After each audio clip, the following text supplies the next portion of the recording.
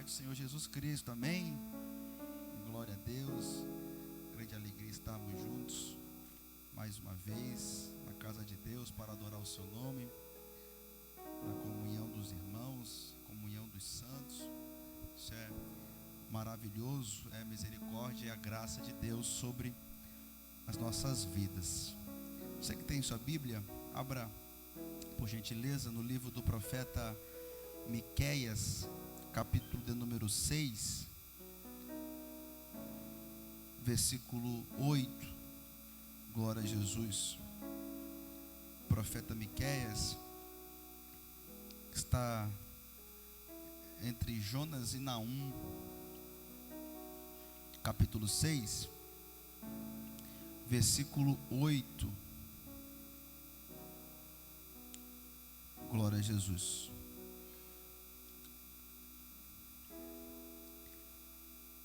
Miqueias 6, 8 diz assim: Ele mostrou a você, ó homem, o que é bom e o que o Senhor exige.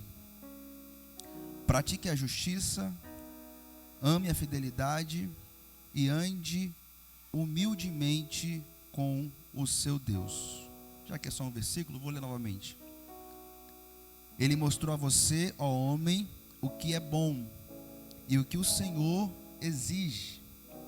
Pratique a justiça, ame a fidelidade e ande humildemente com o seu Deus. Amém? Por isso tomamos assento, glória a Jesus. Deus seja louvado por esta palavra. Meus irmãos, o livro do profeta Miqueias, o livro do profeta Miqueias talvez não seja um dos profetas mais conhecidos da Bíblia, como talvez seja Isaías, Jeremias, Daniel, mas é um profeta de uma mensagem profundamente relevante para o seu tempo, a qual Deus havia levantado para falar a um povo específico, principalmente para os mais desafortunados de Judá. Miqueias, ele é contemporâneo, né? Ele está vivendo o mesmo período do profeta Isaías. E o profeta Isaías é alguém que está relacionado muito mais à nobreza de Judá. Nós sabemos que Isaías tinha contato com o palácio. Sabemos que Isaías tinha muito mais contato com a nobreza, com a classe mais alta do povo de Deus.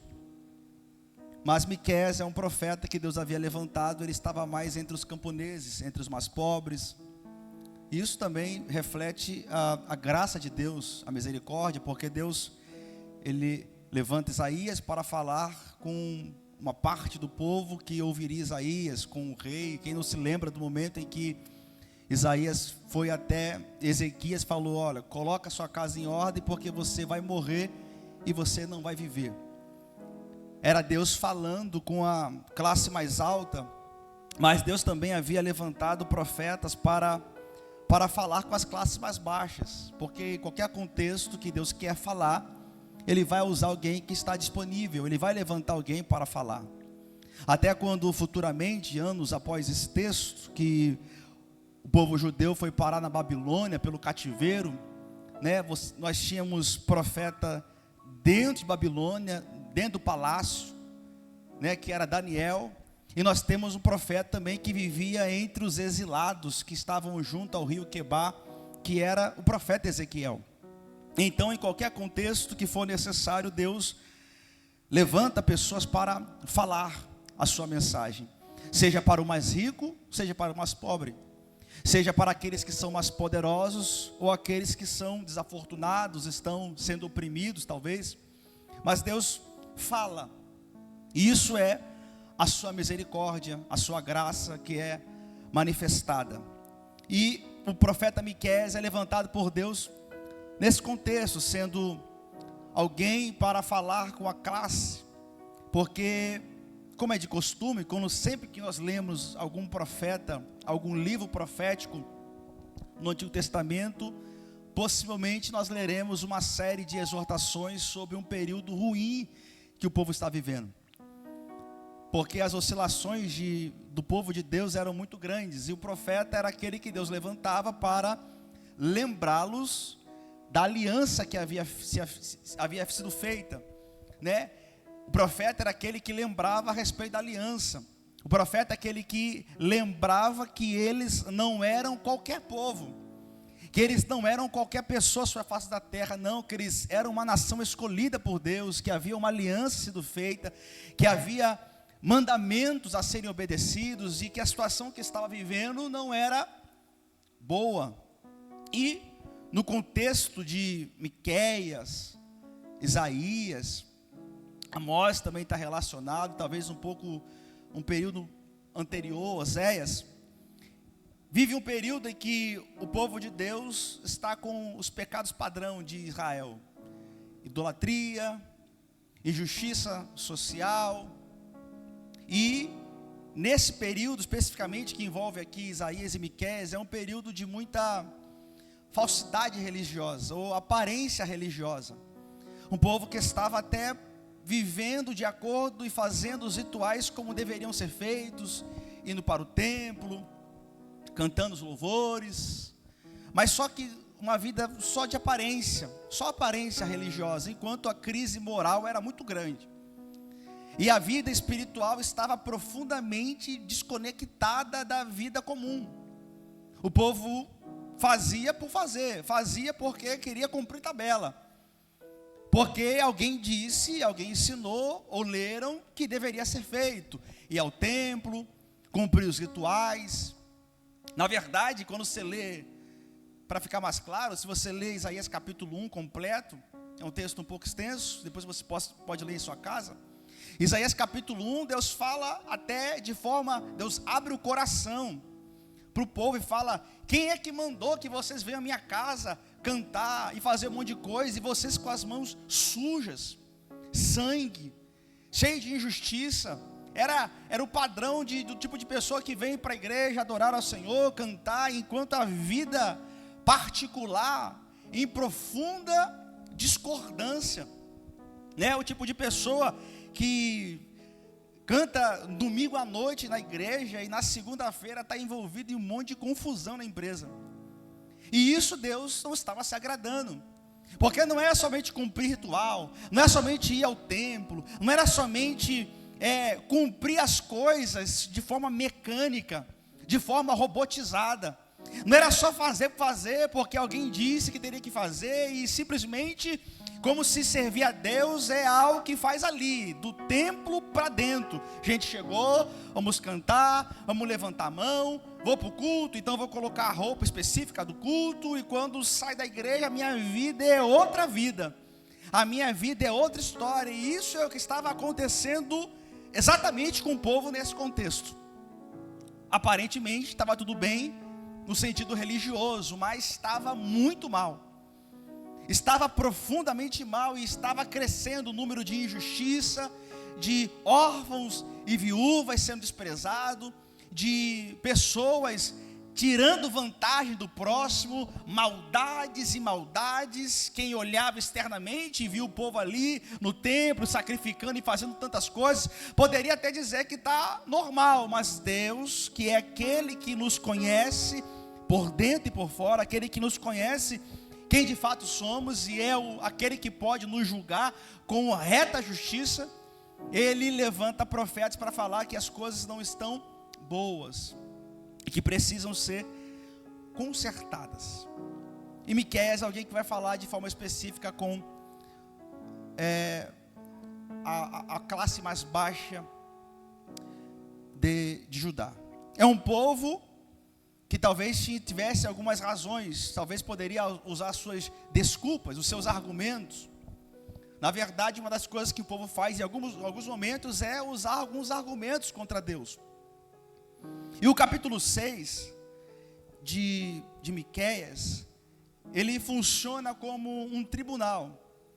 Ele funciona como uma audiência, onde Deus convoca o povo para prestar depoimento. E Deus convoca também as suas testemunhas. É como se Deus colocasse um tribunal e falasse: já que vocês estão reclamando, porque apesar do povo estar errado, quando vinha a exortação, o povo fazia aquela avaliação, né? Não, mas eu estou indo para o culto. Não, mas eu fiz o sacrifício que tinha que ser feito. Não, eu estava lá ontem com o povo cantando as músicas. Aí quando vinha a exortação, o povo falava: não, mas o que Deus está querendo? Então eles ficavam sem entender e argumentavam contra Deus, virava aquele, né? Cada um fala o seu ponto. Então Deus, simbolicamente, convida todo mundo para o tribunal. Vamos colocar no tribunal. Cada um apresente as suas queixas. Já que o povo está reclamando, coloque aí as suas reclamações. Já que vocês acham que estão na razão, né? Deus falando assim para o povo, então coloca aí, e eu vou colocar as minhas. E aí acontece de forma terrível. Deus vir ao povo para expressar e deixar claro para o povo e para todos nós o que de fato está acontecendo, o diagnóstico espiritual e o que Deus deseja do seu povo. Se você ler comigo a partir do versículo 1 do capítulo 6, glória a Jesus. A partir do versículo 1 do capítulo 6, capítulo que nós lemos, diz assim o versículo 1: ouçam o que diz o Senhor, fiquem em pé, defenda a sua causa, que as colinas ouçam o que você tem para dizer. Ouçam, ó montes, a acusação do Senhor, escutem alicerces eternos da terra, pois o Senhor tem uma acusação contra o seu povo. Ele está entrando em juízo contra Israel.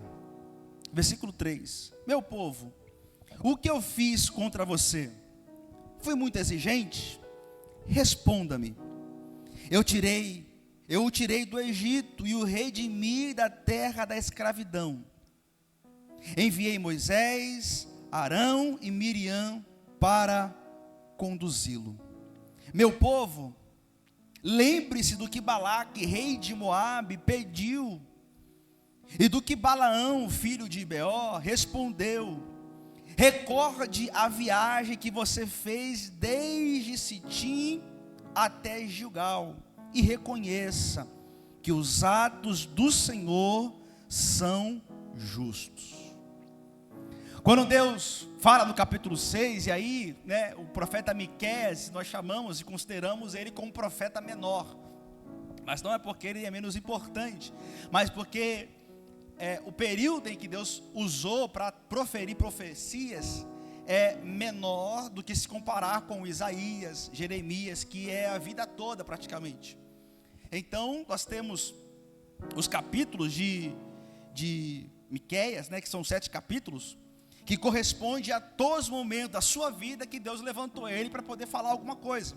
Então ele é considerado um profeta menor. Então no capítulo 6, né, que é um dos oráculos de Deus para o seu povo, o que Deus faz é falar: fique em pé e vamos para o tribunal, coloca a sua causa, responda-me. E o Senhor, como nós lemos no versículo 2, ele fala: ouçam, ó montes, a acusação do Senhor, escutem alicerces eternos da terra, pois o Senhor tem uma acusação contra o seu povo. Deus vai usar as suas testemunhas. Deus convoca os montes e as colinas como testemunha. Isso aqui é representativo, porque nós sabemos que quando Deus fez aliança com o povo, foi no Sinai, foi na região do Horebe, foi justamente no momento em que todas as montanhas daquela região testemunharam a aliança sendo feita, testemunharam o momento em que eles disseram: nós obedeceremos a palavra do Senhor. As montanhas testemunharam até quando quebraram a aliança com o bezerro de ouro, e quando Deus renovou, toda aquela região, aleluia, é convocada por Deus como testemunha. E isso é simbólico para falar: olha, eu estou convocando as colinas, Eu estou convocando as montanhas, porque quando a aliança foi feita, quando a aliança foi feita com Israel, as montanhas e colinas estavam lá para testemunhar as minhas palavras para vocês, a minha aliança para vocês, e o que vocês, ouvindo a aliança, o que vocês prometeram que faria. Porque aqui é o ponto onde o povo vai querer confrontar Deus, né? Onde o povo vai querer falar, não, mas... E aí Deus vai chamar as suas testemunhas. E isso, aleluia, para nós deve servir de alerta. Porque, irmãos, não pense que você vai conseguir colocar Deus contra a parede, que você vai ter bons argumentos contra o Senhor, sobre a sua vida está um pouco mais difícil. Se você, aleluia, que você tem bons argumentos, que Deus talvez te abandonou, que Ele está deixando você um pouco sozinho, que talvez Ele poderia fazer alguma coisa, não está fazendo, que talvez a sua vida poderia ser diferente em alguns aspectos, não está, porque Deus, que poderia fazer alguma coisa, não está fazendo. Aí você talvez quer colocar Deus na parede para exigir alguma coisa, e Deus chama as testemunhas dele para poder falar e para poder provar o que de fato está escrito. Porque nos nossos tempos de murmuração, nós estamos vivendo algum tempo ruim. Aí Deus vai usar o recurso, aleluia, da história, para olhar para trás e falar, não, mas vamos olhar para a história. Vamos olhar para tudo que aconteceu e como você chegou até aqui. Porque é muito comum, nós temos um momento difícil e a gente enche Deus de reclamação, de murmuração. Fala, meu Deus, que vida difícil, está complicado. Aí Deus vai usar toda a história como testemunha para falar, olha, lembra de quando você estava quase morrendo, né? Que aconteceu alguma coisa e você parou no hospital, todo entubado, parecia que ia morrer, e você sentiu profundamente a morte, e naquele momento você clamou, você orou. Alguns fazem até promessa, meu Deus, se eu sair dessa, eu vou andar na tua presença, eu vou te servir, eu vou te adorar. Passa por um momento difícil, fala, meu Deus, se o Senhor me ajudar agora, eu vou largar tal pecado. Aí quando as coisas caminham lá para frente, que nós temos murmurações contra o Senhor, que a nossa vida está difícil, tantas coisas, Deus fala, olha, eu tenho uma série de testemunhas do momento em que eu te livrei, que eu te guardei, que eu te protegi, além de momentos que você nem imaginava, mas eu te livrei dia após dia, e eu tenho até as suas palavras anotadas, aleluia, que você andaria, que você serviria, que você guardaria a minha palavra, e você não iria olhar para trás, e olha a situação que você está agora, aleluia. Porque se Deus fosse usar testemunha contra nós, aleluia, aí você vê que Ele usa montanhas. Deus pode usar até a parede se Ele quiser. Porque você pode estar até sozinho quando orou. Você pode estar até sozinho quando apresentou a Deus e disse, Senhor, me ajuda. Aleluia. Quando você entrou pela primeira vez na igreja, que você estava acabado, destruído, lamaçal de pecado, ouviu a pregação do evangelho, Deus te abraçou e falou, te salvo, eu apago o seu passado, não tem pecado mais, eu tiro a sua culpa, Jesus Cristo Salvador. E você vem para a igreja cantando, alegre, a empolgação, a energia, a amor, a desejo, aleluia, de ficar até 24 horas na igreja. Aí quando o tempo passa, esfria, Deus fala, olha, eu tenho uma série de testemunhas contra você. Principalmente quando vem os nossos momentos de murmurar contra Deus. E é o que está acontecendo. O povo está em situação complicada. O povo está vivendo crise moral, injustiças. Estão quebrando as leis de Deus. Estão andando como não deveriam andar. Estão errados, aleluia. E ainda querem argumentar. E Deus fala, calma aí. Montanhas, colinas, vem para o tribunal. Lembra do Sinai. Vamos lembrar do momento do Sinai, porque eles estavam lá quando eu disse que de todas as nações da terra eu escolhi vocês para fazer a minha aliança, aleluia. Isso é importante, aleluia, porque é justamente isso. Olha pelo mundo afora. Se você está aqui na igreja servindo ao Senhor, aleluia, Olha para como tem pessoas que nesse momento, longe de Deus, estão passando as piores coisas possíveis. Quantos nesse momento, 9:03 da noite, aleluia, quantos nesse momento descem à sepultura, longe de Deus, longe da verdade, aleluia, que estão sendo condenadas, mas você está na casa dele, servindo a ele, adorando o nome dele, porque ele te comprou, te salvou, te escolheu, oh glória. E se você está aqui, é para o coração estar pulando e falando: meu Deus, muito obrigado por mais um dia na tua presença, muito obrigado, Pai, porque a minha vida pode estar de cabeça para baixo, mas o Senhor me salvou, o Senhor resgatou a minha vida da morte, e hoje eu tenho vida. É para ser assim, irmãos, porque poderia estar a nossa vida da melhor forma possível, você poderia estar vivendo completamente tudo o que quisesse, todos os seus sonhos hoje. Se fosse assim, você deveria estar dobrando o joelho e falando: Jesus, muito obrigado, tem misericórdia, porque eu não mereço. Deus então, no versículo 3, aleluia, ele diz: meu povo, o que eu fiz contra você? A linguagem é profundamente jurídica. Meu povo, o que eu fiz contra você?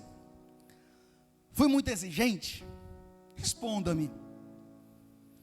Eu o tirei do Egito e o redimi da terra da escravidão. Enviei Moisés, Arão e Midian para conduzi-lo. Meu povo, lembre-se do que Balaque, rei de Moabe, pediu, e do que Balaão, filho de Beor, respondeu. Recorde a viagem que você fez desde Sitim até Gilgal, e reconheça que os atos do Senhor são justos. Aí Deus fala: olha, lembra-se de quando vocês estavam lá no Egito, lembra do povo que vocês eram os escravos do Egito, era a massa que era a mão de obra, eram os operários. Lembra que eu levantei Moisés, depois de vocês clamarem, e eu ouvi o clamor, a dor, o gemido, levantei Moisés, enviei ele para poder devastar o Egito com as 10 pragas, tirei vocês com mão poderosa, enviei Moisés, Arão e Miriam, as lideranças, para conduzir vocês atravessaram o Mar Vermelho. Lembra de tudo que aconteceu, aleluia. Lembra da sua vida antes, dos caminhos, aleluia. Lembra dos livramentos de morte. Lembra dos momentos em que você achou que perderia tudo, em que você não conseguia nem imaginar que iria acordar no outro dia, mas pela graça de Deus, você deitou, dormiu, descansou e acordou. Lembra quando você pensou que era o seu último dia na igreja, aleluia, que você ia chutar o balde, mas pela graça Ele enviou a palavra, confortou o coração e falou: acalma, porque eu estou contigo, eu sou teu Deus, ainda que você passe pelas águas, eu estarei contigo, e mesmo pelos rios, eles não te submergirão, aleluia. Lembra que eu tirei vocês do Egito, da terra da escravidão. Lembra dos tempos difíceis, lembra dos tempos em que estava sozinho, depressivo, chorando, jogado, aleluia, num quarto escuro, aonde era só trevas, mas Jesus veio para ser a luz da sua vida, Jesus veio para iluminar a sua casa. Lembra quando você foi abandonado por pai, mãe, vizinho, família, amigos, mas eu, o Senhor, não te abandonei, aleluia. Lembra, são as palavras de Deus. Aleluia. Versículo 5 ele fala: meu povo, lembre-se do que Balaque, rei de Moabe, pediu, e do que Balaão, filho de Beor, respondeu. Recorde a viagem. Momento importante da história de Israel, porque depois que Israel saiu do Egito, que eles atravessaram o Mar Vermelho, entraram no deserto e foram caminhando, a partir do momento que chegaram nessa região, né, de Sitim, porque quando fala Sitim e Gigal, toda a extremidade do que era a terra prometida. De ponta a ponta Deus guiou eles. Mas quando eles chegaram lá para começar a entrar a terra, era uma série de inimigos. Para chegar lá, porque eles tinham o objetivo de chegar na terra, né, que especificamente começava ali em Jericó, com Josué, para lá. Mas até lá tinha uma série de inimigos que precisavam ser derrotados.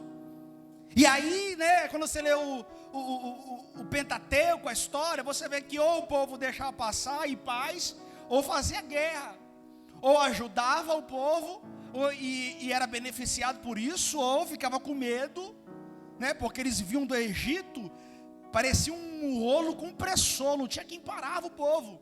E não era porque eles tinham um exército poderoso, não, é porque a presença de Deus estava com o povo, aleluia. Então tinha uma série de inimigos que eles lutavam. E um dos grandes inimigos nesse percurso foi o rei de Moabe, rei de Risbom. O rei de Moabe, ele percebeu, esse povo está vindo com força. Não dá para poder parar esse povo, já devastaram o Egito, a maior potência, acabaram com o Egito. Não tem como, e como o povo antigamente era profundamente supersticioso, a ideia que se tem é uma briga de deuses. Tem que arrumar alguma mandinga, alguma coisa para poder parar esse povo. Esse negócio é espiritual. Porque quem olhava para Israel no deserto, irmão, não parecia nenhum povo forte. Não, se você visse Israel, era um deserto com um monte de cabana, cheio de homens e mulheres, animais. A vista das pessoas era o povo mais fácil de ganhar. Porque parecia um monte de gente perdida no deserto, com as cabaninhas, embaixo do sol, com os bichinhos. Não eram os homens treinados para a batalha, não era o tipo de homem que viveu o tempo todo de guerra e poderia, não, era um povo que quem olhasse e falasse, só chegar com o exército ali, a gente domina. Eles eram escravos até agora. Mas quando se deparava para lutar aleluia, contra o povo, eles não perdiam uma batalha, aleluia. Não tinha como, porque Deus estava com o povo. Tem episódio que Moisés fica no monte com a mão levantada, e o povo, enquanto Moisés está com a mão levantada, eles não perdem a batalha, aleluia. Porque não era por causa da espada, não era por causa da força do braço, mas é por causa do Senhor que estava com o povo. E Moabe falou, não dá para ser na briga, não dá para ser na mão, tem que ser de alguma forma. E ele foi Balaão, profeta / adivinho pagão, uma figura enigmática, porque ele não pertence ao povo hebreu, mas tem comunicação com Deus. Mas ele vai a Balaão e fala, Balaão, eu preciso que você me ajude, e eu vou dar aqui, tem dinheiro à vontade, eu preciso que você vá lá, suba as colinas, levante a mão, olhe para Israel, faça o que você fizer, toque corimba, faz a música, faz o que você quiser, mas levante a mão e amaldiçoa esse povo, para esse povo parar, para a sorte desse povo acabar, para alguma coisa parar esse povo, porque na mão não dá, quem tentou na mão se deu mal, então vai na base de maldição. Aí você conhece a história, sabe que Balaão fica naquela, vou ou não vou, né, o Senhor, Balaão é uma história à parte, mas quando ele chega lá, 3 montanhas ele vai, ele levanta, faz ritual, não sei o que, levanta, aí levanta. Quando ele vai falar a maldição, aleluia, quando ele vai proferir a maldição, em todas as vezes Deus muda as palavras dele, aleluia. Todas as vezes, ele vai falar uma coisa, e ele falou, Moabe, eu vou até abrir a boca, mas vou falar o que vier. E na hora que ele abria a boca para amaldiçoar o povo de Israel, aleluia, uma das vezes ele disse, ele levantou as mãos, abriu a boca, e quando ele ia amaldiçoar, a frase que saiu foi, não posso amaldiçoar aquele quem Deus já abençoou, aleluia. Não posso eu amaldiçoar aquele quem Deus já abençoou. Noutra vez, Deus não é homem para que minta, nem filho do homem para que se arrependa. Todas as tentativas dele de amaldiçoar era uma profecia para confirmar que Israel, aleluia, era um povo de Deus. um povo separado e escolhido. E Deus lembra e fala: lembra, porque até então, quando acontece a situação, eles nem sabiam. Quando acontece a situação com Moabe, né, com Balaque, aleluia, e Balaque, rei de Moabe, eles nem sabiam o que estava acontecendo, mas Deus já estava lá guiando e guardando o povo. Quando Balaque olhou para o povo, falou: vai ser fácil amaldiçoar, né? O povo ali jogado, parece um bando de gente que está perdida, uns peregrinos, aleluia. Mas quando ele foi amaldiçoar, Deus entra em cena. E aqui é Deus falando: olha, povo, lembra que quando vocês estavam lá, eu livrei vocês daquilo que vocês nem imaginavam, aleluia. Você está aqui hoje, você foi livrado tantas vezes de coisas que você não faz nem ideia. Você está vivo hoje, você foi livrado da morte tantas vezes que você não faz nem ideia. Que você só está vivo porque Deus, que não dorme, o guarda de Israel, que não tosqueneja, oh glória, segundo os Salmos, aquele que não, você dorme, mas Deus não, Ele te guarda de noite. Você sai de casa, vai para o trabalho, atravessa a rua, pega ônibus, vai lá, e Ele te guarda de ponta a ponta, sem você ver. Ele te livra de todo o mal, porque os anjos do Senhor acampam ao seu redor daqueles que o temem e os livra. O Senhor fala: lembra de quando vocês estavam lá, lembra de quando Balaão foi contratado, lembra do que ele falou, do que ele foi contratado para falar, e das palavras que eu coloquei na boca dele. Lembra. Desde Sitim até Gilgal, todo o território, todo o período de peregrinação, de ponta a ponta, Deus não desamparou o seu povo. Que os atos do Senhor são justos. No versículo 6, irmãos, desse tribunal, é a vez do povo falar. Deus falou, e o povo tem o seu contra-argumento contra Deus. Versículo 6: com que eu poderia comparecer diante do Senhor e curvar-me perante o Deus exaltado? Deveria oferecer holocaustos de bezerros de um ano? Ficaria o Senhor satisfeito com milhares de carneiros, com 10.000 ribeiros de azeite? Devo oferecer o meu filho mais velho por causa da minha transgressão? O fruto do meu corpo, por causa do pecado que eu cometi? No tribunal Deus fala, e quando fala, Deus dá chance para o povo contra-argumentar, né? E aí o que acontece é que é um texto de puro sarcasmo, de puro exagero. Porque o texto aqui, o povo está dizendo: o que eu vou fazer? O que Deus está querendo? Né? A linguagem é essa: o que Deus está querendo? Que eu faça mais o quê? E tudo que Israel cita aqui, que o povo cita, são números exagerados. Versículo 6, ele fala: deveria oferecer holocausto de bezerros de um ano? 7, ficaria o Senhor satisfeito com milhares de carneiros, 10.000 ribeiros de azeite? De oferecer o meu filho mais velho, o primogênito da minha transgressão, o fruto do meu corpo, por causa do pecado que eu cometi? Ou seja, são números exagerados. O que o Senhor quer que eu faça mais? Que eu sacrifique mais? Que eu faça mais holocausto? O Senhor quer que eu dê logo um rio de azeite completo? O que Deus está se queixando? O que Ele está reclamando? O que Ele quer que eu faça? Né? Para nós seria: o que o Senhor quer que eu faça? Que eu fique na igreja 24 horas? O que eu tenho que fazer? Eu tenho que dar mais dinheiro para a igreja? Eu estou ofertando pouco? Porque o Senhor está decepcionado.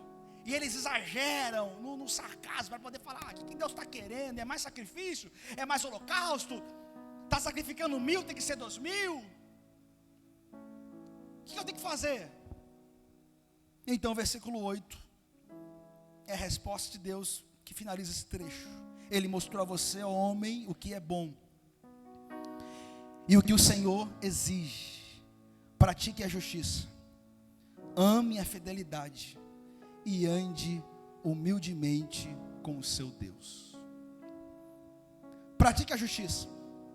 ame a fidelidade e ande humildemente com o seu Deus. Isso aqui é um resumo do que seria toda a Torá, né? do que seria Deuteronômio, que é a recapitulação, onde Deus deixou claro do que Ele queria, de como era importante que, a partir do momento que eles iam entrar na terra prometida, que eles não deveriam imitar as nações, com os ídolos pagãos, com os comportamentos, e tudo se resumia a pratique a justiça, o que Deus havia dito para eles, a lei que Deus havia entregado, os 10 mandamentos.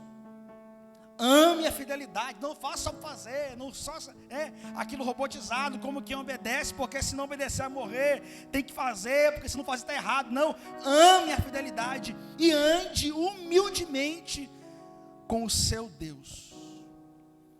Então Deus finaliza esse processo, dando essa resposta tão clara para o povo, porque o negócio aqui não é exagero, porque às vezes nós temos essa impressão, ou queremos falar, o que o Senhor está querendo de mim, que eu me mate de ir para a igreja, eu tenho que jejuar 24 horas, eu tenho que fazer jejum o tempo todo, eu tenho que ler a Bíblia sem parar. São coisas que são importantes, são boas, mas não é esse o ponto, aleluia, de exagero.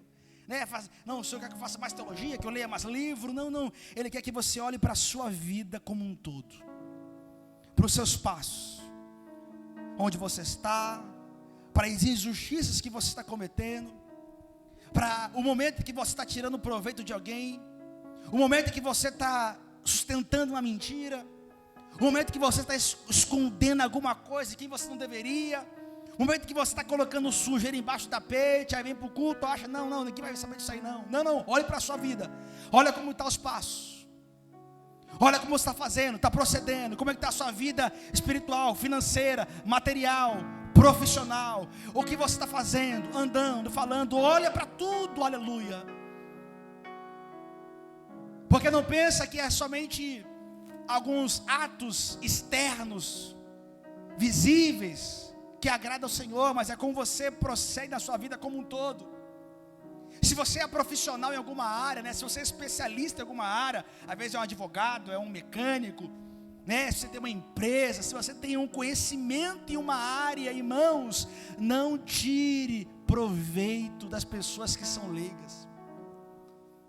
Uma coisa mais comum que tem no Brasil, a gente não confia nos profissionais. Você leva o carro no mecânico e fica já com medo, sabendo se tá a pessoa que desconhece, às vezes o farol está queimado e o mecânico vai falar que tem que refazer o motor, porque é comum tirar proveito das pessoas, porque é comum enganar as pessoas, porque é comum tirar proveito das pessoas que não têm conhecimento em uma área. Então, se você é crente, se você é um profissional, aleluia, e aí vamos considerar aqui o exemplo da mecânica. Você não honra a Deus quando você coloca na mecânica, Deus é o Senhor, sirva a Jesus, coloca vários escritos. Isso aí pouco importa para Deus. O que Deus importa é quando você lida com seus clientes e você não tira proveito, você não é injusto e você não é desonesto. Isso é o que importa para Deus. Não é quando você, aleluia, é especialista numa área, quando você está numa empresa e fala, não, eu vou colocar uma roupa, eu vou chegar lá e eu sou crente da empresa, que tem pessoa que na empresa ele é antissocial, ele não conversa com ninguém, ele se comporta como se fosse mais santo, todo mundo está no inferno, ele está no céu, ele não fala, não toca, ele cria uma versão esquisita de cristianismo, e aí ele é crente. Simplesmente porque ele criou uma realidade onde só ele é santo, só ele vive o que deve ser feito. E aí ele lida com os pecadores aqui, não posso nem chegar perto, porque eu vou me contaminar. Mas é quando você lida com as pessoas, quando você conversa, quando você tem amizade, você está na empresa, mas é muito claro que nada do que é pecaminoso influencia o seu coração, e você não participa de nada que não agrada ao Senhor. Aleluia. Quando as pessoas olham para você e veem que você é uma pessoa comum, é um pecador como qualquer outro, mas é diferente, tem algo diferente quando fala, quando conversa, como se porta, tem alguma coisa diferente, ele tem limites, pode todo mundo chamar ele para fazer qualquer coisa, mas ele faz até que ele não vai, porque há temor no coração dele, aleluia. Ele não é um antissocial aqui, como se, né, aquele tipo de comportamento esquisito. Não, ele é uma pessoa boa, fala, conversa, mas é profundamente notório que ele serve a Deus de verdade. As palavras dele, o assunto que ele tem, a conversa, como ele lida, como ele reconhece os próprios erros, é diferente. Essas são as coisas que Deus deseja de nós, irmãos. Não é somente uma maquiagem, porque muitas vezes nós estamos como Sardes, né? Parece que está vivo, mas está morto. Aparentemente é religioso, mas as coisas são muito mecânicas. Não há sinceridade, não há justiça. Aí a vida cristã, a vida religiosa, ela fica desconectada da vida comum. A pessoa é crente e aí lá fora fala um monte de besteira, coisas que não presta, se envolve em um monte de panela, de fofoca, faz um auê, aleluia, dentro da empresa. Às vezes é o pior funcionário, ninguém pode passar nada, dá para, se pega emprestado, não devolve, se, aleluia, se está devendo, vai arrastar dívida por quanto tempo der, não tem compromisso com a palavra, o sim dele, ninguém sabe se vai ser sim meu, se vai ser não, o não dele não dá para confiar. Seja o tipo de pessoa que é a pessoa, se você falou sim, é sim, não é não, porque Tiago falou, seja o vosso sim e o vosso não, ou seja, quando o texto fala assim, que você não pode jurar, não precisa jurar, né? Porque as pessoas tinham esse costume para poder confirmar que era verdade, jurava pelo céu. Tiago fala, não, vocês não precisam disso, porque quando vocês falarem sim, seja sim, e todo mundo vai falar, não, se ele falou que é, porque é. Se ele falou que não é, porque não é. Por quê? Porque ele não mente, ele não é mentiroso, porque ela não fica mentindo aqui. Então dá para confiar na palavra dele, na palavra dela. Seja esse tipo de pessoa, onde as pessoas olham e confiam na palavra que sai da sua boca. Esse é o tipo de exame que nós precisamos. Pratique a justiça, ame a fidelidade e ande humildemente com o seu Deus. Porque é um tempo que, justamente por causa dessas obras religiosas vazias, o pessoal tinha esse orgulho, porque o orgulho é o padrão do coração humano, né? Normalmente nós somos orgulhosos, se não for a graça de Deus. Normalmente a gente acha superior, a gente acha que é mais santo, a gente acha que faz mais certo do que o outro. As brigas de igrejas, brigas teológicas que acontecem por aí, é sempre porque o pessoal só olha para o seu argumento do seu lado. Não, eu estou certo.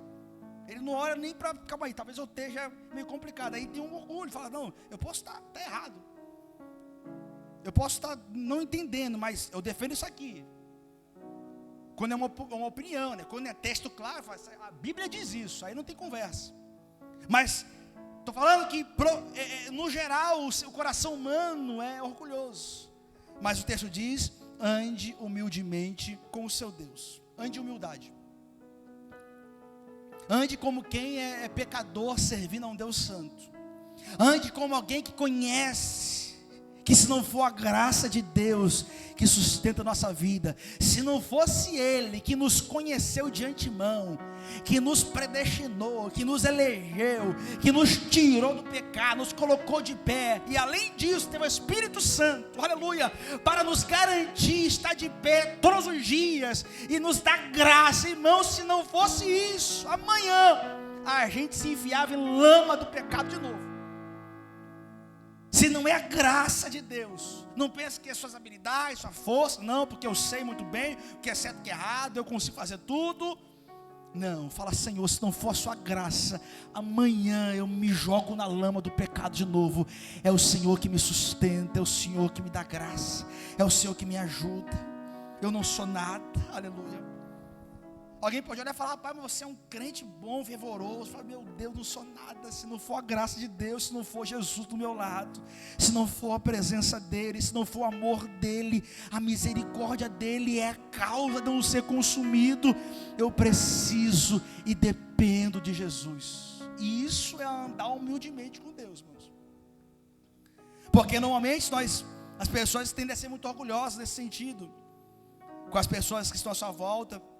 que talvez fazem de forma diferente em algum ponto, as pessoas que estão lá fora, e em vez de aproximar pessoas para a salvação, afasta mais, cria uma versão do cristianismo onde, né, as pessoas estão aí para condenar. Eu não estou falando de legalismo, de conversa mole, não, evangelho é evangelho, verdade é verdade. Mas entenda que você é um pecador que foi resgatado. Se aquele está lá recusando, fazendo besteira, recusando Deus, blasfemando, fala, meu Deus, tenha misericórdia, ore, aleluia, pregue, aleluia. Ah, mas eu falei, não convenceu, ore, fala, Senhor, salva esta vida, quebra o coração, ajuda, porque se não for o Senhor, eu seria da mesma forma, tão duro quanto. Foi o Senhor que abriu meu coração, e eu sei que o Senhor pode abrir o coração dele também. Salva, aleluia. Pratique a justiça, ame a fidelidade e ande humildemente com o seu Deus. Irmãos, isso aqui é importante, para que a nossa vida seja, a gente olhe para onde de fato importa. Vir ao culto, comunhão, isso tudo é importante, faz parte. Alguns têm mais intensidade, outros têm menos intensidade, uns têm mais tarefas domésticas, trabalho, às vezes não consegue. Mas o que é importante é a sua vida como um todo. Não avalie a sua vida cristã como quem está aqui na igreja, porque tem gente que pensava assim antigamente, não, se Jesus voltar e eu não estiver sentado aqui, já era, vou para o inferno. Ou se eu tiver, vou para o céu. Não, isso não faz sentido. Quando Jesus voltar, vai ter gente que vai estar sentado na igreja, não vai, irmãos.